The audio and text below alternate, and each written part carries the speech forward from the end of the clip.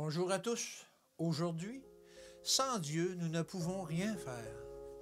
Je suis la lumière du monde. Celui qui me suit ne marchera pas dans les ténèbres, mais il aura la lumière de la vie. Jean 8 au verset 12.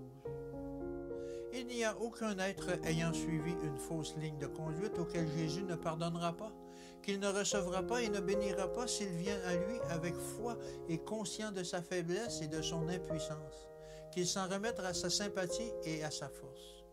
Quelle pensée réconfortante de savoir que Jésus est touché par nos infirmités, qu'il les ressent. Il a été tenté en toutes choses comme nous le sommes. Il a prévu un secours exactement adapté à nos besoins, de sorte que si nous mettons nos pieds dans l'empreinte de ses pas, nous serons en sécurité. Il a consacré le sentier que ses pieds ont foulé. Nous entendons sa voix nous inviter. « Suivez-moi, je suis la lumière du monde. Celui qui me suit ne marchera pas dans les ténèbres. Vous aurez des tribulations dans le monde, mais prenez courage, j'ai vaincu le monde. » Matthieu 4, verset 19.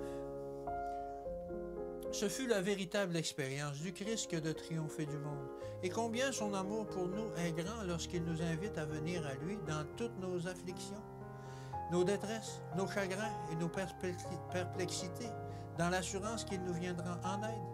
Il apportera la santé et la lumière dans notre vie si nous mettons notre main dans la main de Jésus-Christ. Il affermira nos pieds sur le rocher solide.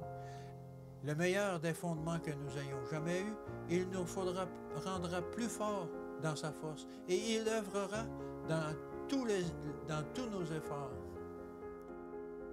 Alors, quand notre âme aura été touchée par sa main guérissante, nous jouirons d'une communion intime avec Jésus et nous travaillerons avec Dieu non seulement pour ramener ceux qui errent, séparer les cœurs et les âmes brisées, mais pour communiquer le courage, la foi, la confiance.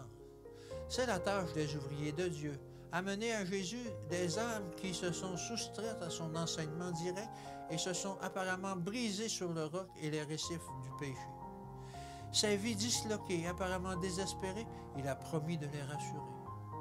Il est plus difficile d'enseigner à celui qui croit tout savoir qu'à celui qui se rend compte de son inefficacité et de son ignorance.